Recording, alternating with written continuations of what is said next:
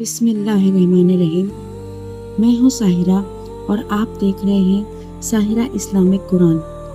آج سے ہم شروع کر رہے ہیں پیغمبر سیریز، ایک ایسی سیریز جس میں ہم ہر نبی کی زندگی سے سیکھیں گے، ان کے واقعے سنیں گے اور سمجھیں گے کہ اللہ نے ہمیں کیا ہدایت دی۔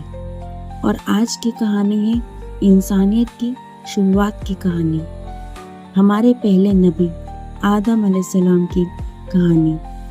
جب اللہ تعالیٰ نے انسان کو پیدا کرنے کے فیصلہ کیا تو فرشتوں سے فرمایا کہ وہ زمین پر اپنا ایک نمائندہ بنانے والے ہیں۔ فرشتے حیران ہوئے، انہوں نے عرض کیا، اے ہمارے رب، کیا تو ایسی مخلوق پیدا کرے گا جو زمین پر فساد کرے گی، خون بہائے گی، جبکہ ہم تیری تسبیح کرتے ہیں، تیری پاکی بیان کرتے ہیں۔ اللہ نے فرمایا، میں وہ جانتا ہوں جو تم نہیں جانتے۔ اس جواب میں ایک راز چھپا تھا۔ انسان کمزور بھی ہوگا مگر اس میں علم ہوگا، سمجھ ہوگی اور توبہ کی طاقت ہوگی۔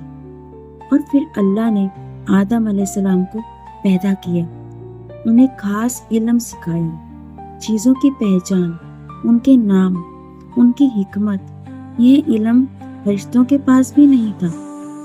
اللہ نے فرشتوں سے فرمایا، اگر تم سچ کہتے ہو تو ان چیزوں کے نام بتاؤ۔ فرشتوں نے جھک کر کہا، ہم وہی علم جانتے ہیں جو تو نے دیا، تو ہی سب جاننے والا ہے۔ تب آدم علیہ السلام نے سب نام بتا دیے اور اس وقت صاف ہو گیا انسان کو علم کی وجہ سے ایک خاص درجہ دیا گیا۔ پھر اللہ نے حکم دیا، آدم کو سجدہ کرو۔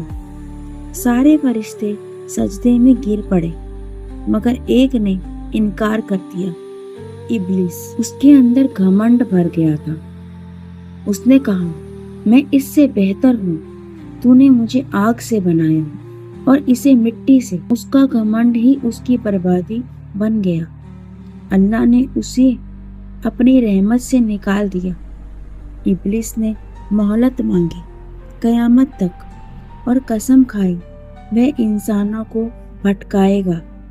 اللہ نے فرمایا، میرے سچے بندوں پر تیرا کوئی زور نہیں چلے گا۔ جنت میں ہر نعمت موجود تھی مگر آدم علیہ السلام اکیلا پن محسوس کرتے تھے۔ تب اللہ نے ان کی جوڑی بنائی، حضرت حوا علیہ السلام۔ اب دونوں جنت میں سکون سے رہنے لگے۔ انہیں اجازت تھی جہاں چاہے کھائیں رہیں، مگر ایک درخت کے پاس جانے سے منع کیا گیا۔ یہی درخت ان کی آزمائش تھا۔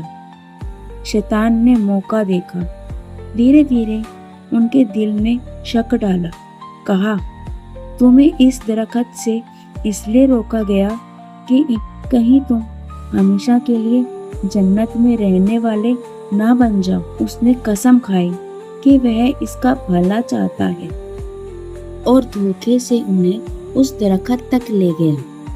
جب انہوں نے پھل چکھا، اچانک انہیں احساس ہوا کہ انہوں نے حکم توڑ دیا ہے۔ ان کی حالت بدل گئی، وہ شرمندگی میں جنت کے پتوں سے خود کو ڈھکنے لگے۔ تبھی اللہ کی آواز آئی، کیا میں نے تمہیں اس درخت سے نہیں روکا تھا؟ کیا میں نے نہیں کہا تھا کہ شیطان تمہارا کھلا دشمن ہے؟ آدم اور حوا علیہ السلام رو پڑے۔ انہوں نے ترنت اپنی غلطی مان لی۔ انہوں نے دعا کی، اے ہمارے رب، ہم نے اپنے اوپر ظلم کیا، اگر تو ہمیں معاف نہیں کرے گا اور رحم نہ کرے گا تو ہم تباہ ہو جائیں گے۔ یہی انسان کی سب سے بڑی خوبی ہے، غلطی کے بعد توبہ۔ اللہ نے ان کی توبہ قبول کی مگر انہیں دنیا میں اتار دیا، کیونکہ اب انسان کی اصلی زندگی شروع ہونی تھی۔ دنیا ایک امتحان کی جگہ تھی۔ اللہ نے فرمایا، جب میری طرف سے ہدایت آئے، جو اسے مانے گا وہ کامیاب ہوگا اور جو انکار کرے گا وہ خود اپنے لیے گھاٹا خریدے گا۔ دنیا میں آنے کے بعد آدم علیہ السلام نے سالوں تک استغفار کیا، ہر روز اپنے رب سے معافی مانگتے رہے۔ آخرکار اللہ نے انہیں پوری طرح سے معاف کر دیا۔ انہی سے انسانوں کی نسل چلی۔ انہوں نے اپنی اولاد کو اللہ کی عبادت سکھائی، یہی راستہ سکھایا۔ قریب 900 سال تک دنیا میں رہے اور پھر اس دنیا سے رخصت ہو گئے۔ اس پوری کہانی میں ہمارے لیے گہری سیکھ ہے۔ شیطان نے غلطی کی مگر گھمنڈ کیا۔ آدم علیہ السلام سے غلطی ہوئی مگر توبہ کی۔ فرق یہی ہے، انسان کی عزت اس بات میں ہے کہ وہ اپنی غلطی مانے، اپنے رب کی طرف لوٹے۔ اللہ گناہ سے زیادہ توبہ کو پسند کرتا ہے۔